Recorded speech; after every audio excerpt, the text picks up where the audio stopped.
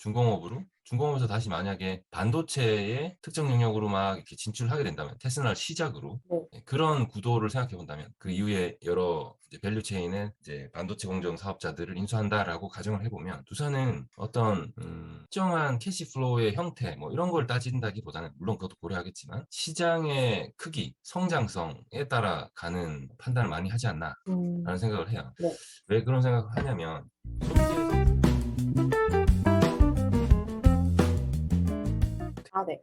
저는 그 이번에 두산그룹의 테스라 인수 결정 관련해서 스터디를 진행을 해보았고, 가설로는 크게 두 가지를 세워보았는데, 두산그룹이 반도체 시장 진출 목적으로 테스라를 인수했고, 그런데 두산그룹의 테스라 인수는 사업 자체의 시너지보다는 사업 다각화에 초점이 맞춰져 있을 것이라고 가설을 세웠습니다. 그 이유는 제가 두산그룹의 다양한 사업 부문을 잘 알고 있는 건 아니지만 대략적으로 중공업 위주로 사업을 하는 것으로 알고 있어서 뭔가 반도체 그 사업을 영위하는 테스라를 인수했을 때 그러니까 딱히 사업상에서 시너지가 보이지 않아서 이렇게 처음에 제목만 보고 가설을 세웠을 때는 이렇게 가설을 세웠었습니다. 밑에서는 이제 반도체 사업에 대해서 대략적으로 제가 조사를 했던 부분이 있는데 반도체 사업은 크게 이제 데이터를 저장하는 역할의 메모리 반도체랑 데이터 저장 기능 없이 센싱, 뭐 연산, 제어 작업과 같은 정보 처리를 목적으로 제작하는 시스템 반도체 이렇게 두 가지로 구분이 됩니다. 반도체 공정은 이 중에서도 그 시스템 반도체를 이제 테스라가 하고 있기 때문에 그 시스템 반도체, 비메모리 반도체 산업의 구조를 간단하게 찾아봤는데 크게는 이제 설계, 생산, 조립 및 검사로 나뉘어져 있고 물론 그 밑에서 제가 그 테스라의 구체적인 밸류 체인도 조사를 했지만 훨씬 더 복잡하긴 하지만 어쨌든 대략적으로는 이 세 가지 단계로 구분을 할 수 있고 기업의 유형도 굉장히 다양한데 테스라의 경우에는 그 반도체를 테스트하고 패키징하는 소공정을 전문으로 하는 업체라고 볼 수 있습니다. 그래서 OSAT라고 볼 수 있는데 그 밑에서는 테스라 관련해서 대략적으로 자료 조사를 했는데 앞서 말씀드렸듯이 이제 시스템 반도체 후공정 테스트를 전문으로 하는 기업이고 뭐 카메라 이미지 센서, 무선 통신 등 주요 반도체 제품들의 후공정을 시험하고 이제 그 검수를 하는 작업을 하는 업체이고 국내 그 웨이퍼 시험 점검 분야에서는 시장 점유율 1위를 차지하고 있고 삼성전자랑 SK 하이닉스 같은 고객을 이제 주요 고객으로 확보하고 있기 때문에 상당히 안정적인 거래처를 가지고 있다고 볼 수 있을 것 같습니다.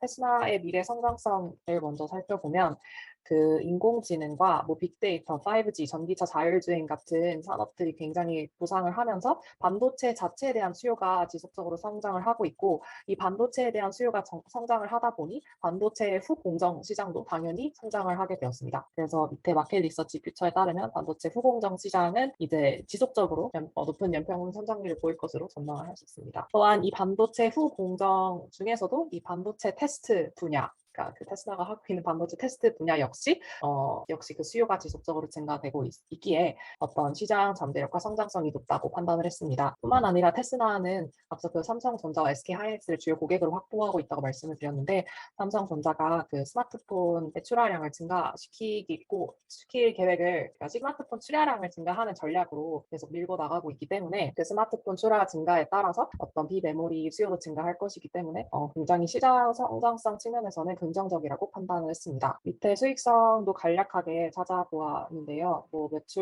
매출이나 영업이익 측면에서도 굉장히 좋은 실적을 기록하고 있고 계속적으로 밑에 조금 더 내려주시면 네네 주요 실적을 간략하게 했는데 굉장히 많이 실적도 많이 내고 있음을 확인할 수 있었습니다. 그 밑에서는 테스라의 밸류 체인과 사업 영역을 조금 더 구체적으로 찾아보았는데 앞서 제가 찾아봤던 그러니까 시스템 반도체는 뭐 설계, 제작 뭐 이렇게 그 세 가지 단계로만 굉장히 대략적으로 구분이 되어 있는데 더 구체적으로 보면은 테스라는 수공정 중에서도 이 웨이퍼 테스트랑 패키지 테스트를 현재 이 두 가지 사업을 영위를 하고 있다는 것을 확인할 수 있고 웨이퍼 테스트라는 것은 웨이퍼라는 건 그 반도체에 직접 회로에 토대가 되는 굉장히 얇은 판인데 여기에 이제 굉장히 여러 개의 칩이 새겨지고 이 반도체 정밀도에 영향을 미치기 때문에 그 불량품을 선별하는 과정이 상당히 중요한데 이 테스라의 경우에는 이 웨이퍼 테스트와 이 패키지 테스트 두 가지를 이제 주요 사업 영역으로 확보하고 있음을 확인할 수 있었습니다. 현재로는 사실 그 비메모리 반도체 사업만 하고 있지만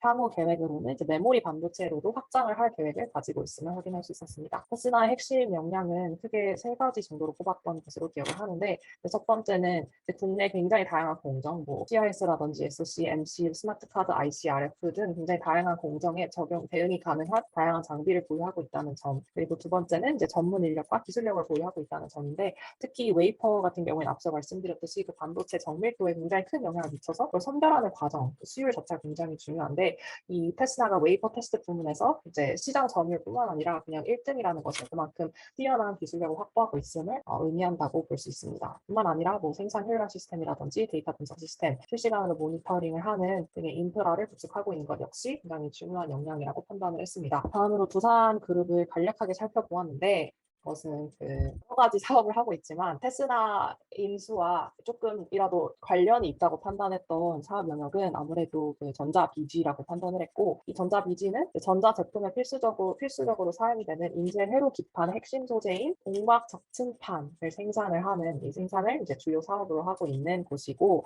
그래서 뭐 반도체용 그 동박 적층판 이제 CCL이라고 부르는데, 반도체용 CCL, 뭐 통신 장비용 CCL, 스마트폰용 CCL 등이 이제 주요 제품이 될 수 있습니다.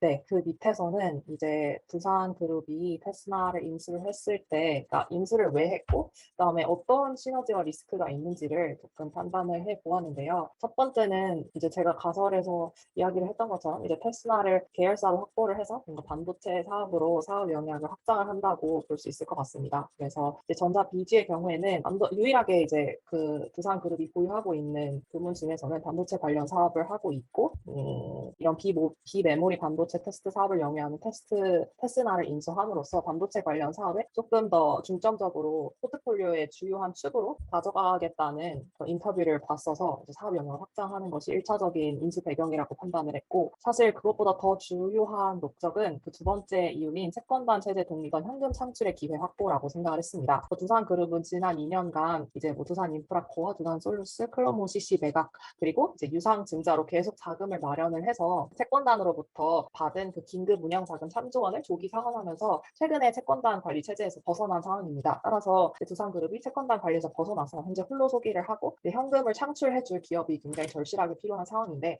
앞서 말씀드렸듯이 이제 반도체 관련 수요가 굉장히 폭발적으로 증가를 하고 있는 상황에서 성장성도 확보가 되어 있고 현재 실적도 좋은 테스나가 두산그룹의 새로운 캐시카우 역할을 할 가능성이 농후하다고 판단을 했습니다. 세 번째는 이제 사업의 안정성 확보인데요. 이제 제가 처음에 가설을 세울 때도 잠깐 언급했듯이 이제 두산그룹은 이제 기존에 이제 중공업 위주 사업을 하고 있는 업체였는데, 이 중공업이라는 것이 그 산업의 특성상 이제 국제 경기나 건설업 상황에 따라서 수주 상황이 굉장히 달라지고, 그렇기 때문에 실적 변화가 다소 변동성이 큰 사업이라고 볼 수 있습니다. 하지만 반도체 사업의 경우에는 이런 경기 변동으로부터 비교적 자유롭고, 특히나 테스나가 영위하고 있는 반도체 사업 안에서도 시스템 반도체 후공정 테스트 사업은 반도체 사업 안에서도 그 반도체 사이클의 영향을 덜 받는 사업이라고 합니다. 그 이유는 이제 메모리 반도체에 비해서 이제 시스템 반도체가 다품종 소량 생산이고 거래처가 다변화되어 있고 제품의 용도가 굉장히 다양해서 엄청나게 큰 경기 변동을 제외하고는 시장이 매우 안정적이라고 볼 수 있기 때문입니다. 따라서 테스나가 이제 그 테스나를 인수함으로써 기존의 경기나 정책에 따른 변동성이 큰 두산 중공업 중심의 수익 구조를 개선을 하고 사업의 안정성을 가져가고 좀 리스크를 해지할 수 있는 기업이라고 생각을 했고, 또 특히나 테스나가 현재 굉장히 좋은 실적을 낼 수 있기 때문에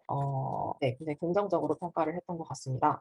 또한 그 인수 자체가 이제 이거 사실 앞에 얘기한 거랑 크게 다르지 않는데, 그 M&A 자체가 이제 채권단 체제에서 벗어난 이후에 진행한 첫 번째 인수이다 보니까 다양한 반도체 사업 부문 중에서도 이제 리스크가 가장 적은 시스템 반도체 테스트를 하고 있는 기업을 인수했다고 파악을 했었고, 또 앞서 이제 테스나의 경우에는 그 삼성전자랑 SK 하이닉스와 같은 주요 대기업을 거래처 확보를 하고 있는데, 이제 그렇게 이제 두산이 테스나를 인수하게 될 경우 삼성전자나 SK하이닉스 1차 벤더가 되는 것인 만큼 사업 안정성을 더 담보할 수 있다고 판단을 했던 것 같습니다. 그 밑에는 두산그룹의 그 전자 BG와 시너지에 대해서 좀 생각을 해보았는데, 사실 저는 이 부분에 대해서는 조금 회의적이라고 생각을 했는데, 여러 기사를 찾아보니 테스나를 인수를 하게 되면 뭐 설계, 제조, 테스트로 이어지는 그 비메모리 반도체 밸류체인을 확보가 가능하다라는 주장도 있지만, 사실 제가 앞서 보여드렸던 그 테슬라의 밸류체인 및 구체적인 사업 영역을 파악하면 그 후공정 안에서도 굉장히 일부, 그러니까 웨이프 테스트와 패키지 테스트에 한정돼서 사업을 영위하고 있기 때문에 뭔가 그 큰 세 가지 그 밸류체인을 나눴을 때는 그러니까 굉장히 이제 뭐 밸류체인 확보가 가능하다라고 볼 수 있지만 실질적으로 그 세부적인 밸류체인 안으로 들어가면 그 후공정 중에서도 일부의 사업을 하고 있는 테슬라를 인수한 것이기 때문에 뭔가 바로 그 비메모리 반도체 밸류체인을 이렇게 막 다 확보했다 하고 뭐 실질적인 시너지 효과를 보기가 좀 어렵다고 판단을 했던 것 같지만 장기적으로는 그 두산그룹의 전자비지가 하고 있는 그 인쇄 회로 기판의 소재인 그 공각 적층판을 생산을 하는 것에서 그 반도체 후공정으로 이어지는 것을 이제 점차적으로 계속 밸류체인 확보는 할 수 있지만 현재 그냥 당장 인수만을 놓고 봤을 때는 그 밸류체인이 이어지지는 않기 때문에 실질적인 사업상의 시너지는 저는 없다고 판단을 했던 것 같습니다. 그리고 5번은 그 두산그룹의 계열사 중에 로봇이랑 물류 자동화 사업과 시너지가 있을 수도 있다라고 했던 어떤 증권사 리포트가 있어서 그거에 대해서 이제 조사를 하려고 했으나 시간의 부족상 하지 못했고요. 그 리스크의 경우에는 아무래도 그 테슬라의 경우에 그 반도체 테스트 영역에서 사업을 영위하고 있는 업체인데 반도체 테스트 시장의 경우에는 물론 그 경기 변동의 영향을 덜 받는다는 장점은 있지만 진입 장벽이 굉장히 낮다는 리스크는 존재할 수 있다고 생각했습니다. 그러니까 반도체 산업이 굉장히 여러 가지 사업 부문으로 구분이 될 수 있는데 파운드리 시장 같은 경우에는 이미 강력한 경쟁자들이 존재를 해서 상대적으로 반도체 테스트하는 시장은 진입 장벽이 낮다는 점.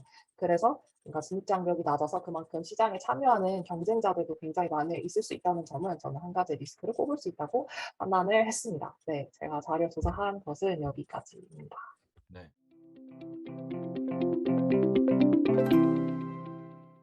네, 마지막 부분에서도 거의 잘 정리가 된 것 같아요. 가설의 디테일을 검증하는 부분에서는. 그런데 네, 이게 저도 되게 흥미로운데 네, 두산이 왜 테스라를 인수했을까를 네, 좀 생각해 보면 지금 말씀하신 것처럼 뭐 현금 창출 능력, 그다음에 반도체 시장의 활황, 그래서 시장 전망도 괜찮고 개별 기업 기준으로도 1위 사업자라서 수익이 되게 높았죠. 아까 영업이익이 70% 그랬었는데 그랬을 때 아무리 그래도 그러니까 두산그룹이 반도체를 라는 부분에 대해서 좀 이제 설명이 필요한 것 같아요. 그러니까 네, 그거를 이해하는 데는 그냥 앞에서 말씀하신 것처럼 테스라 자체가 좋은 영업이익률을 거두고 있고 그다음에 이쪽 반도체 시장 자체가 화랑이다라는 것만으로 설명이 가능하냐?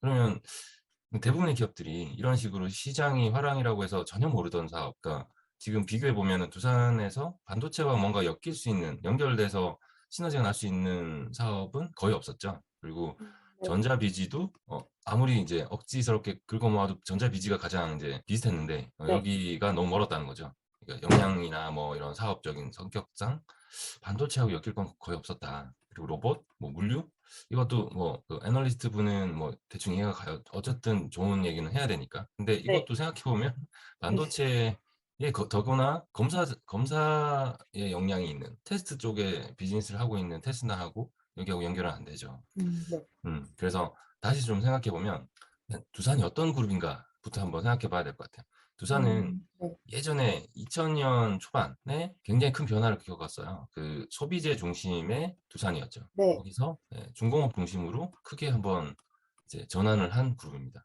그 사이에 굉장히 큰 매출의 성장, 수익성의 성장 뭐 이런 것들이 있었죠. 그래서 그전에는 뭐 종갓집 김치도 가지고 있고 맥도날드를 제외한 뭐죠? 버거킹과 뭐 그다음에 그 치킨 뭐죠? KFC도 가지고 있고 그다음에 두타는 뭐 동대문의 쇼핑 메카 뭐 이런 거였죠. 이런 것들과 함께 두산은 그때 소주, 맥주 뭐 이런 사업들을 다 가지고 있었어요. 이렇게 네, 보면 굉장히 현금 창출 능력이 좋은 소비재였죠. 네, 네, 그리고 여기서 이렇게 가서 다시 지금 만약에 반도체 사업으로 나가는 거의 이유를 얘가 현금 창출 능력, 그러니까 부침이 좀 심해서 수주는 크게 하면 좋은데 현금 창출 능력은 좀 낮은 편이에요. 그러니까 뭐랄까 지속적인 현금 창출 능력이 좀 안 된다라고 볼 수 있죠. 네, 그래서 반도체가 현금 창출 능력이 좋았다면 굳이 이렇게 돌아갈 필요가 있을까? 다시 소비재를 해도 되는 거 아닌가?라는 생각을 할 수도 있어요. 그죠? 근데 현금의 어떤 흐름, 캐시 플로우의 그 유리함을 위해서 이렇게 변화했다라고 보기는 힘들고 소비재에서 중공업에서 다시 만약에 반도체의 특정 영역으로 막 이렇게 진출하게 된다면 테스라를 시작으로 네, 그런 구도를 생각해 본다면 그 이후에 여러 이제 밸류 체인의 이제 반도체 공정 사업자들을 인수한다라고 가정을 해보면 두산은 어떤 특정한 캐시 플로우의 형태 뭐 이런 걸 따진다기보다는 물론 그것도 고려하겠지만 시장의 크기, 성장성에 따라 가는 판단을 많이 하지 않나라는 음, 생각을 해요. 네. 왜 그런 생각을 하냐면 소비재에서 중공업으로 넘어오고 중공업에서 다시 이제 좀 사세를 축소시킨 다음에 반도체로 넘어가는 걸 보면 내부적으로 판단은 굉장히 컨설팅스러운 판단들을 많이 하는 것 같아요. 음, 네, 컨설팅스러운 판단은 뭐냐면 이제 컨설턴트만 모여 있다면 어떻게 신사업을 찾냐, 소비재에서 우리가 뭘 해야 되나라는 걸 고민할 때는 소비재 우리 이렇게 하고 있는 거 잘 될 것 같아? 라는 질문을 하겠죠. 네. 그죠? 앞으로 2000년 초 지금부터 해서 2010년, 2020년까지 어떤 사업들이 잘 될 것 같아? 라는 질문들을 하고 자 그럼 우리 이거 계속해야 돼? 아니면 새로운 거 뭐 찾아야 돼? 이런 질문들을 하죠. 그러니까 거의 백지 상태에서 우리가 뭘 해야 되는지를 찾아보는 작업들을 하게 돼요. 음, 그렇게 해서 나왔던 게 중공업이었던 거죠. 네. 그 당시에 소비재를 하면서 고통스러웠던 거는 IMF를 겪고 아, 이 너무너무 힘들다라는 생각을 하면서 내수 음, 시장만 바라보고 사는 거 너무 힘든 것 같아. 역시 한국은 수출 기업이어야 돼. 라는 생각을 했겠죠. 음, 그래서 한국중공업 인수부터 그다음에 대우종합기계 등등등 건설업체 이렇게 다 해서 그때부터 이제 한국중공업이 이제 두산중공업이 됐고 대우종합기계가 두산인프라코어가 됐고 뭐 그다음에 건설사가 이제 건설업체가 된 거죠. 네, 이런 식으로 쭉 붙어서 여러 에너지 기업과 관련된 그리고 에너지 인프라스트럭처 뭐 건설 기계 뭐 이런 쪽으로 해서 굉장히 사세가 크게 확장이 됐죠. 그 네. 당시에 공교롭게도 중국의 슈퍼사이클 그러니까 중국이 원자재를 수입해서 그러니까 남미와 호주로부터 원자재 수입한 다음에 미국과 유럽으로 팔게 되는 전 세계적인 공장 역할을 중국이 하게 됐죠. 네. 그래서 슈퍼사이클이라고 해서 원자재 가격이 급등하고 주식도 관련주들, 조선, 해운, 뭐 건설 기계, 뭐 중공업들 뭐 이런 원자재와 관련되고 인프라스트럭처와 관련된 여러 사업들이 주가가 엄청나게 많이 올랐죠. 그때 네. 굉장히 속된 말로 큰 재미를 본 거죠. 음, 그거를 미리 들어간 거예요. 아, 이렇게 될 것 같다라고 해서 들어간 걸 수도 있고 소비재보다는 이쪽이 파이가 큽니다라는 판단을 내부적으로 했을 수도 있고요. 그래서 굉장히 잘 됐어요 초반에 그죠? 뭐 매출 규모라고 보면 뭐 이렇게 올랐다가 근데 이제 여러 가지 또 이제 풍파를 겪은 거죠. 2017년 이후부터 2020년까지 뭐 코로나도 터지긴 했지만 그 전에 탈원전 그다음에 건설 사업의 어떤 좀 심한 부진이었죠. 그래서 이 건설 사업도 결국에는 이제 초반 이 중공업 쪽으로 초반에 진출했을 때는 굉장히 잘 됐어요. 두산 위브 뭐 브랜드 그래서 굉장히 크게 확장을 했는데 나중에 건설 사업에서 분양이 잘 안 되고 건설이 또 부동산 시장과 연결돼 있으니까 뭐 여러 정책적인 면 때문에도 그럴 수 있고요. 그래서 내리막을 긋게 되고 중공업과 인프라코어가 건설 사업을 뭐 이렇게 반 지원하다시피 하다 보니까 같이 내려간 거죠. 유동성의 위기가 그룹 전체에 오게 되고 그러면서 이제 전반적인 어려움을 겪게 된 시점으로 온 거예요. 자, 그렇게 보면 소비재에서 중공업 쪽으로 넘어가겠다라고 고민했을 당시에 어떤 그룹 내부의 고민과 비슷한 거죠. 아, 여기서 먹고 살기 되게 힘들지 않아? 라는 고민을 2000년 전에, 그러니까 2000년, 2000년도 전에 좀 했을 거고, IMF를 겪고 뭐 여러 가지 경험들 보면서, 아, 국내 소비재 내수 시장만 바라보는 건 너무 힘들어. 자, 어디 봐야 되니? 수출 기업으로 가야 됩니다. 인프라스트럭처 사업으로 가야 됩니다. 라고 해서 굉장히 잘 탈바꿈한 거죠. 국내 이런 대기업 그룹이 없죠. 이렇게 정말 딱 환골 탈 때 색깔을 확 바꾸는. 그래서 굉장히 매출 사이즈를 키웠는데, 이제 그마저 어려워졌죠. 결국 좀 다르긴 한데 어느 사업이든 경기를 타긴 해요. 그죠? 네. 그런데 중공업 쪽은 모두 중공업 쪽으로 몰려 있으니까 이 큰 슈퍼 사이클을 경험했을 때는 큰 돈을 벌었는데 그게 이제 내리막이 되니까 다 같이 내리막인 거죠. 음, 그러면서 다른 생각을 하시는 거 아닐까 내부적으로. 그렇죠? 그래서 탈원전에서 다시 이제 원전 복귀가 되고 있지만 정책적으로 자, 그것만으로 위안이 안 되죠. 아, 이제 좀 바꾸어야 될 것 같아. 자, 시장 한번 바라봐봐. 다시. 자, 우리 맥킨지와 BCG와 베인의 방식으로 메가 트렌드도 한번 보고 산업의 어떤 메이저한 성장이 어디서 일어나는지 한번 봐봐라고 해서 이렇게 한번 넘어왔고 다시 한번 더 넘어가는 여기 썸띵 뉴를 찾는 거죠. 그랬는데 눈에 들어온 건 반도체였다는 거예요. 자, 이런 이유로 메가 트렌드적으로 보면 그리고 전체 시장을 지구상에 해볼 만한 모든 사업들을 잘라서 한번 다 스터디를 해보면 지금 당장 가장 어떻게 보면 매력적으로 보이는 가장 성장할 것 같은 시장은 전기차 쪽과 반도체 쪽일 수밖에 없어요. 네. 반도체는 잠깐만 설명드리면 나중에 우리가 다시 한번 다루겠지만 반도체는 인텔이라는 종합 반도체 사업자 네. 그러니까 그런 류의 사업자들이 모든 걸 하던 시절이 있었어요.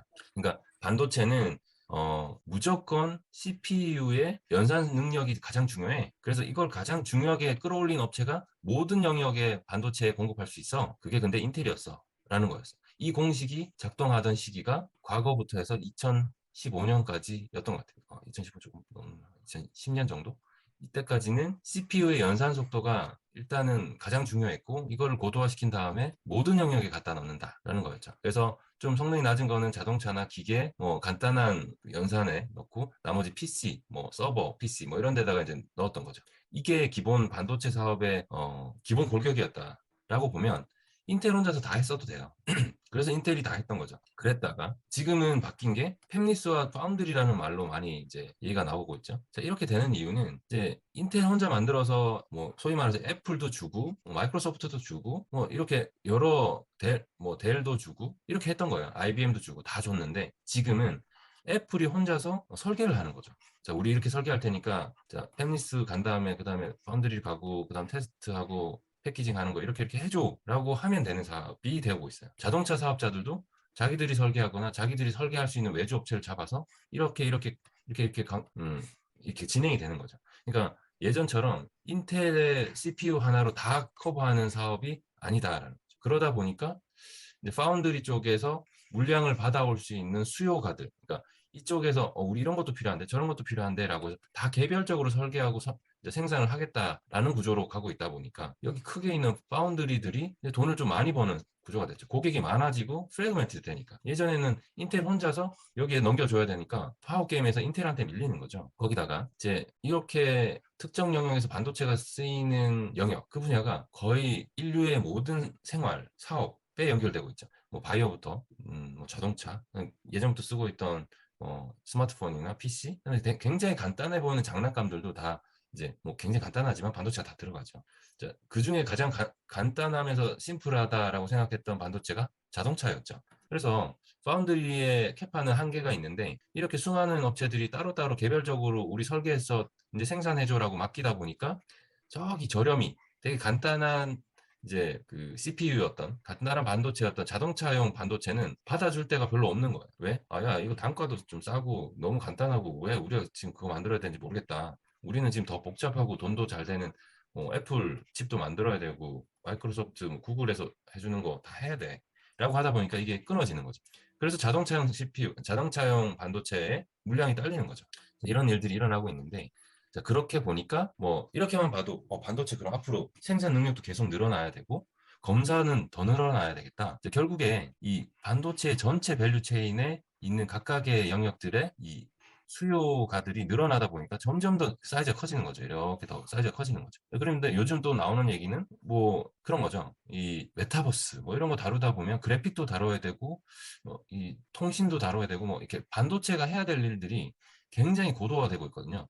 그러다 보니까 각각의 기능을 하는 반도체들이 또 그 자체로 고도화되고 있고요. 그러다 보니까 이쪽 후단에서의 시장 사이즈는 점점 더 커지고 있다. 거의 모든 영역에서 디지털라이제이션이 일어나고 있고 예전에 굉장히 전통 산업이고 사실은 칩 같은 거 필요 없던 그러니까 내연기관이 전기차로 바뀌면서 칩이 더 파워풀해져야 되는 것도 생기고 선박도 예전에는 그냥 기계식으로 돌아가던 게 이제 전자식으로 다 바뀌게 되고 그러니까 전부 칩이 다 필요해지는 거죠. 그리고 예전에는 연산 속도 간단했으면 됐던 PC들도 이제는 통신량이 어마어마해지고 영상을 주로 다루는 그마저도 3D로 다루고 뭐 AR도 있고 VR도 있고 결국 이 어떤 디지털 관련된 모든 시장의 고도화는 반도체와 연결된 거죠. 그걸 보니까 두산의 입장에서는 결론이 좀 나는 거죠. 왜냐하면 자 우리 백지상체 다 한번 보자.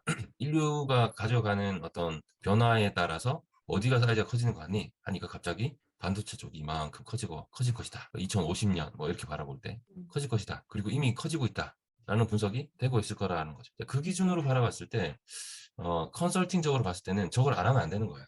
음. 그리고 두산그룹이 반도체 관련된 어떤 역량 이런 건 없지만 지금까지 보여준 어떤 퍼포먼스를 보면 특정 산업을 인수해서 그거를 그래서 궤도 위로 올려놓는 거에 굉장히 탁월한 능력이 있다라는 거죠. 예. 그래서 두산그룹이 퓨얼셀, 그러니까 연료전지라고 하는 정말 생소한 에너지 생산 기업을 인수해서 조 단위의 그 시가총액을 만들어냈고, 그게 두산 퓨얼셀이고, 그다음에 동박업체, 그러니까 전기차 안에 들어가는 그 배터리, 그러니까 배터리의 어떤 특정 원재료를 만드는 업체들이 동박업체, 알루미늄 박업체 이런 거거든요. 구리, 그러니까 포일을 만드는 건데, 그것도 인수해서 두산 솔루스를 만들었다가 다시 솔루스 머트리얼이라고 해서 이제 사은펀드에 매각을 했죠. 그것도 굉장히 수익이 좋았거든요. 매각 차익이 컸어요. 자, 그런 것들을 보면 두산은 전기차도 잘 될 걸 알고 미리 들어간 거죠. 솔루스를 보면. 네. 솔루스 들어간 다음에 이거 딱 뜨니까 이제 매각. 그다음에 퓨얼셀도 사실은 보수적인 기업이고 이런 걸 잘 못하는 기업이면 이게 뭔데? 이걸로 뭐를 돈 벌 건데? 라고 질문할 거지만 두산은 과감하게 인수해서 지금 퓨얼셀로 조단위 시가총액을 만들어냈다. 뭐 이런 것들을 보면 굉장히 컨설팅스럽게 접근하고 의사결정도 빠르고 그걸 통해서 PMI를 잘해서 어쨌든 개별 기업이든 그 어떤 기업 집단이든 그 밸류를 굉장히 크게 올려놓는데 탁월한 능력이 있다. 그러면 테스나로 시작을 하지만 제 생각에는 테스나 외에 어떤 것들을 엮어야 이 반도체 밸류 체인에서 이 좀 시너지가 날 거다라는 판단도 잘할 것 같아요. 그리고 본인들은 역량은 별로 없지만 이제 반도체 사업에서 잘할 수 있는 게 뭔지를 잘 분석하고 거기에서 역량 확보 뭐 이런 것들을 앞으로 할 것이다라고 보는 거죠. 그리고 나서 이렇게 보면은 사실 여기에서 지금 조사해 주셨던 여러 가지 영역들이 좀 납득이 되죠. 이게 뭐 이런 걸 봐서 판단을 했을 거고, 그다음 테스나가 그러기에는 처음 시작하기에는 굉장히 좋았다. 왜냐하면 고객들도 탄탄하게 잘 있고 시장 점유율 1위고 또 아까 나왔던 것 같은데 그 영업이익도 영업이익률 굉장하죠. 거의 80%에 가까워 가고 있는데 뭐 이런 상황이고, 그래서 이 안에서 요 자체 사업만으로도 의미가 있고 그다음에 앞뒤로 추가적으로 업체 인수나 좀 밸류체인 확장도 갈 수 있지 않을까. 여기가 가장 이제 큰 파이가 있을 텐데, 근데 여기 가기는 사실 좀 두려움이 좀 있을 거고. 그래서 후공정에서 좀 강력한 사업자가 되는 것만 하더라도 반도체에서 나름대로 의미 있는 사업자 집단이 되지 않을까라고 보는 거죠. 네. 그렇게 봤을 때 굉장히 좋고, 뭐 이런 것들은 사실은 두산이 그냥 스터디 하는 거죠. 그러니까 두산은 굉장히 공부를 잘하는 그룹사다, 재벌 기업이다라고 생각을 할 수 있고, 그래서 이런 것들은 그렇게 그들에게 어려운 게 아니다라고 보는 거죠. 그래서 이런 공부하고 자 그럼 우리도 그런 거 탑재하면 되는 거 아니야? 근데 좀 아쉬웠던 거는 일단은 뭐 별로 시너지는 없구나 내부적으로도 판단했을 거예요. 근데 앞으로 시너지 만들어내면 되는 거야. 라고 생각을 했을 거고요. 이러면 뭐 괜찮네? 뭐 이렇게 생각했겠죠. 그래서 지금 당장은 테스나 단독 기업 인수에 대해서 스탠드얼론으로 가지는 거 밸류에 시너지를 생각하기는 좀 쉽지 않다. 그러나 두산의 그동안의 성장 스토리와 내부적으로 가지고 있는 역량, 스터디 역량을 본다면 어떻게 좀 진화해 갈지를 좀 보는 게 주목이 된다라는 거죠. 그 정도 판단할 수 있을 것 같은데요. 네. 좋습니다. 두산은 네. 굉장히 재밌는 재벌 기업이에요. 그죠? 내부적으로 조금 네네. 유연하기도 하고 네. 그렇지만 약간 그러니까 제가 좋은 말만 했는데 사실 그렇게 보니까 뭐 하나 잘하는 게 없다는 얘기를 할 수도 있는 거죠. 그렇지만 굉장히 잘 생존하고 적응하고 변화하고 그렇게 하는 모습 보니까 이게 두산이 뭘 하게 됐을 때 새로운 걸 한다 그래도 이렇게 너무 실패하진 않는다. 그런 건 있어요. 네네. 그래서 그런 측면에서 한번 앞으로 이제 일어나는 일들을 한번 보면 또 재밌을 것 같아요.